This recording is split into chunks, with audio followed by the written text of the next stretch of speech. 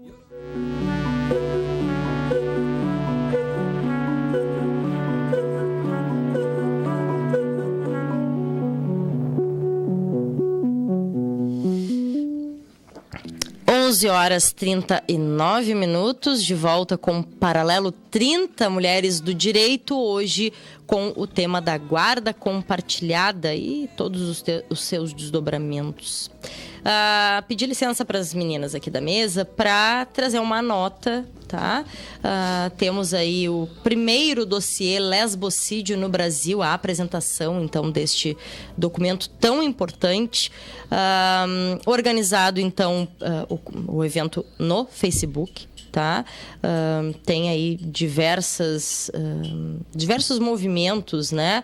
União Brasileira de Mulheres, Marcha Mundial das Mulheres, Procuradoria Especial da Mulher da Assembleia Legislativa, Sintrajuf, enfim, temos Conselho Estadual de Promoção dos Direitos LGBTs, então temos uma grande diversidade de representações, e acontecerá sim na Assembleia Legislativa. Eu estava na dúvida aqui, dizendo para a Luciana que não tinha certeza onde era. É na Assembleia Legislativa, sim, na terça, 21 de agosto, tá? Então, temos um bom período para nos organizar e, quem sabe, estarmos presentes lá. 21 de agosto, terça-feira, às 18 horas, 6 da tarde, e inicia, então, o ato público, é a apresentação do primeiro dossiê lesbocídio no Brasil.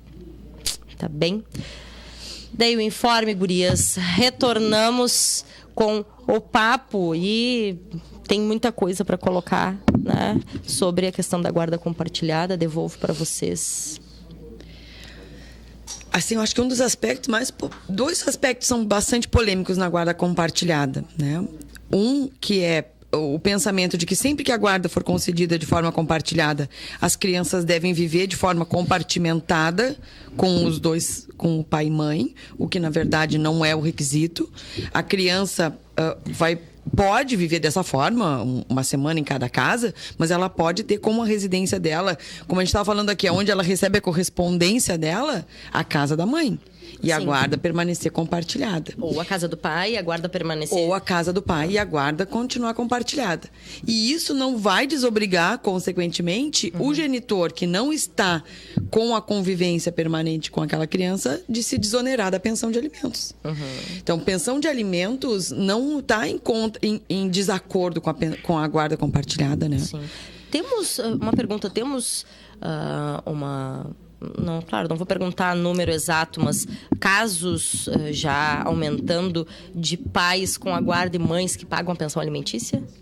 Ainda a guarda unilateral? Unilateral.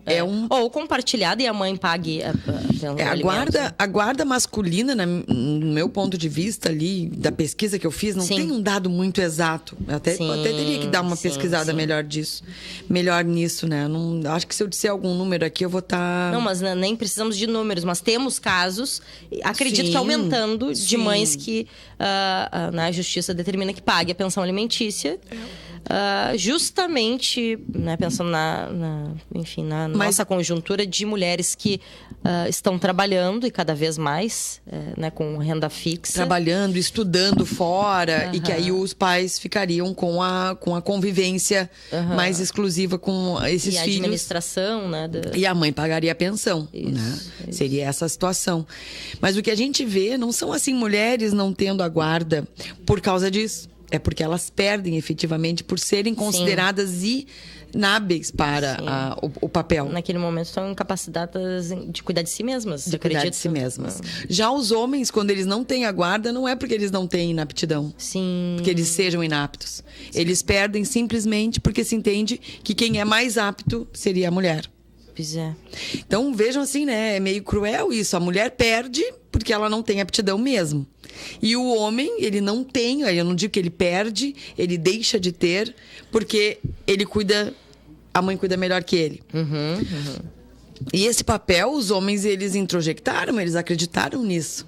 Tanto é que a luta por guarda compartilhada é a exceção. Na maioria dos casos, os homens já concordam de pleno que a guarda fica com a mãe. Tô vendo. Não tem nem litígio em relação a isso. O litígio ele se concentra nesse tipo de ação envolvendo menores muito mais em função do valor de pensão do que de guarda.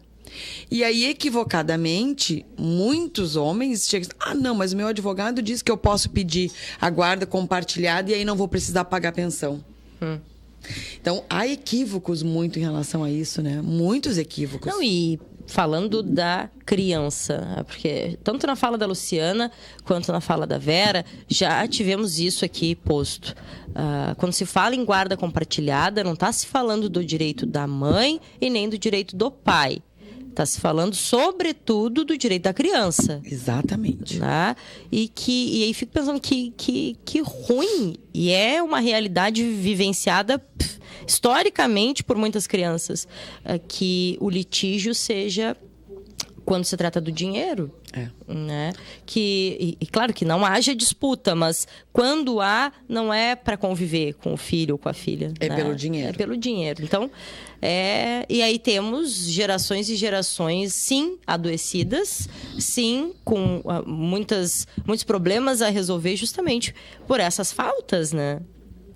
Importante é que a gente estava falando agora no intervalo mesmo quando a guarda é compartilhada, fica definida a pensão, no caso do filho que vai passar as férias com seu pai, lá 2 meses de férias no verão, as férias escolares, ele deve permanecer pagando a pensão. Sim, Por quê? Porque as despesas fixas que são o comprometimento financeiro com aquela criança tá com um dos genitores, com aquele genitor que fica de forma permanente. Sim. E que fica responsável. Por exemplo, se a criança tem uma escola que não é pública, ela permanece pagando mesmo nas férias.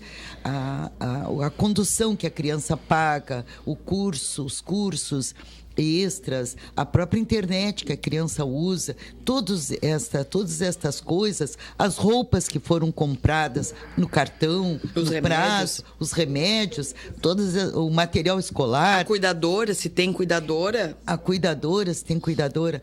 Isso permanece. Então, esse mito de que o tempo que a criança está com o pai e quem é responsável pelo gerenciamento do dinheiro, da pensão, é a mãe, não importa se ele vai ficar 3 meses com o pai, 6 meses com o pai, seja lá como for, isso é uma outra discussão. Sim. Não é? E que também é possível, se a mãe ou o pai não estiver gerenciando esta pensão adequadamente, ela também pode ser revista, ela também pode ser rediscutida. Sim. Não é? E a questão da sonegação de pensão, a gente tem que ter claro, vou dizer uma coisa aqui que muitas pessoas talvez não gostem, mas a questão da discussão de valores e tentar sonegar não é só uma condição do homem. Embora eles sejam a maioria, talvez, que façam isso, mas algumas mulheres também, na hora que elas têm que pagar a pensão, por este ou por aquela razão, elas também tentam discutir o menor valor. Isso eu tenho experiência. Que triste, né? Não, e é isso, né, gurias? Porque a responsabilização por aquela criança, independente de ser homem ou mulher, sabemos que ainda temos uma maioria de homens que ou deixam de ter a guarda ou convive com o filho, mas na hora da responsabilização não é apenas a questão financeira. E quando é o mínimo, né? Então, é isso. Não tem como não termos, de fato, filhos e famílias, né? A Luciana ainda disse, pode não existir mais aquela relação conjugal, mas a família ainda existe.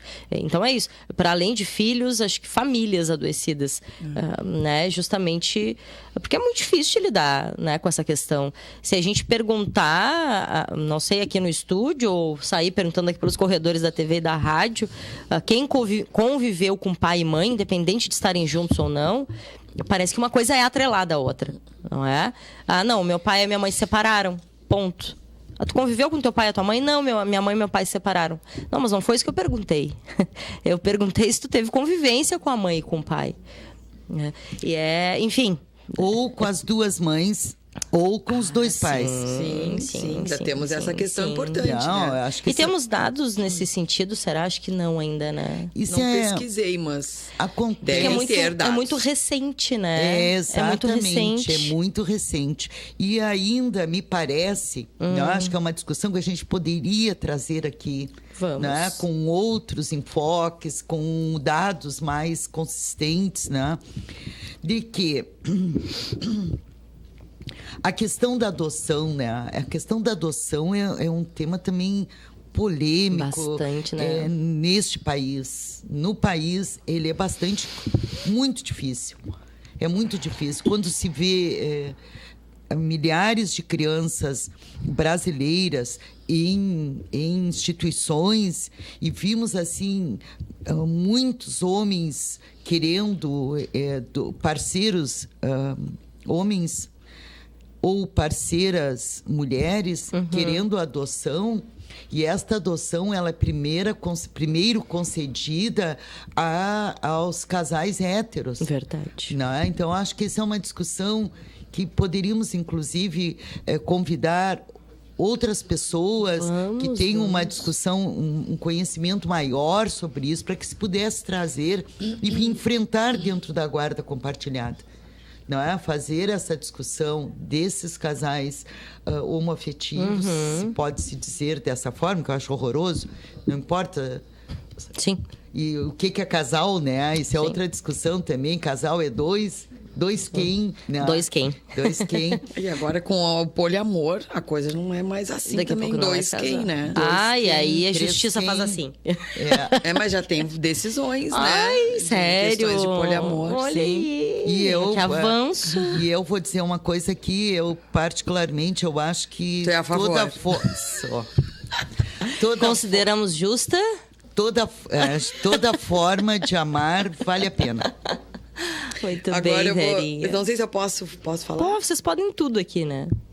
Tem uma questão que o STJ tem enfrentou nos últimos 2 anos, pelo menos, que é a questão de discutir a guarda compartilhada sobre quando há desavença, né? Entre o ex-casal, ou o ex-casal. A ex-dupla. A ex-dupla. O ex-trio, né? A ex-tripla. Então, a questão da desavença sempre foi motivo para a não concessão da guarda compartilhada.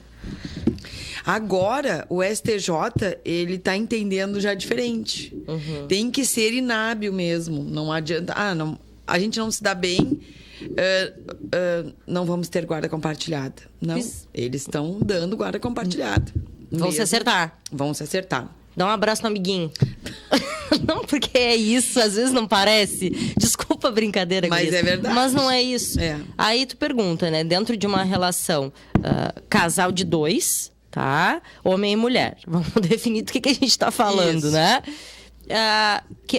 Por vezes, tu olha uma relação assim, um casal, ou ex-casal nesse caso, com um filho, uma filha, 2 filhos, 2 filhas. Quem é a criança? Porque não parece, né? E vocês que devem receber esses casos e conversar de fora, penso que deve se perceber muito isso. Quem é a criança, né? Quem é a criança nessa situação? A guarda é uma discussão multidisciplinar, né? A psicologia, a gente não tem como tratar a guarda sem ter um amparo da psicologia. Sim. E da sociologia. Também, né? Mas assim, da filosofia. É incrível, né? Como a questão da psicologia é determinante. E aí vai entrar essa questão. A gente precisa se dar um abraço no amiguinho e esquecer que, bom, a conjugalidade terminou, mas a parentalidade continua. Aí, outro dia, eu estava conversando com um cliente. Mas eu vou ter que conviver com essa pessoa para sempre? É eterno. Não tem esse vínculo, não se desfaz mais. Tomar um café da tarde, não precisa visitar a casa um do outro. Dar presente aniversário. Não é isso, né? Mas são outras formas de relação. Outras formas. Parece que aí entra, penso que a sociologia também, né, Vera? Mas são outras formas de relações que parece que não aprendemos, porque as relações são muito passionais, não são? A gente consegue resolver a guarda compartilhada do cachorro, gente. E aí, sabe, hoje o STJ está discutindo isso. Guarda compartilhada dos animais de estimação. Fiz então. Gurias, 11h54. Já? Já, vice. Vou pedir para vocês, né? Vão nos pontos que querem exaltar. Faz o fechamento, Luciana. Dá um pouquinho para cada uma. Dá um pouquinho. Ela faz acho primeiro, que dá um pouquinho para cada uma. Eu faço. Eu acho que essas discussões do direito, e as discussões do direito que têm que ser amparadas por tudo isso, pela psicologia, sociologia, filosofia, né? Do ponto de vista da construção ou desconstrução de papéis sociais, né, especialmente no que se refere à questão da mulher, é essencial, né, para que a gente possa construir uma sociedade diferente, construir uma sociedade onde a gente possa, nós mulheres, sentar assim, eu não tô com meu filho hoje, mas eu não tô me sentindo culpada, sabe? Eu não fui buscar o boletim, eu não fui na reunião. E eu não tô me sentindo culpada por causa disso, porque esse papel ele tem que ser dividido e não ajudado, né? O pai não ajuda, o pai compartilha responsabilidades, compartilha, mas nem sempre isso é possível. A gente sabe disso. Mas discutir faz com que talvez o meu filho com 13 anos, a tua filha com 10 anos, lá quando forem tratar disso, vão tratar de uma forma diferente. Sim. Então, talvez a gente não vá resolver isso agora, mas a gente vai construir gerações para o futuro que faz com que a gente se desagrilhe. Como é que é? A gente tem grilhões, né? Como é que chama? Que a gente retire os grilhões. Que a gente retire os nossos grilhões, né? Não, muito bem. Mais ou menos isso. Eu não gosto de usar a palavra esperança, porque eu acho ela uma palavra horrível. Horrível. Porque a esperança é espera, né? É espera.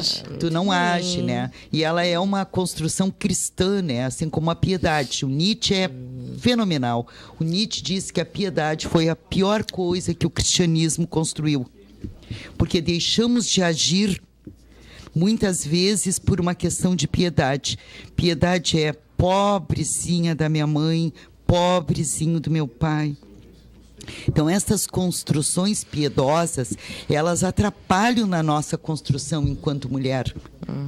Não é? E eu acredito que é possível, não é, termos outras concepções, outras visões do que representa ser mãe, do que representa ser pai, e que possamos, né, desacreditar que somos infalíveis, que somos insubstituíveis. Eu sempre digo, insubstituível é o sujeito ou a sujeita muito ruim de negócio, porque é difícil achar outro igual.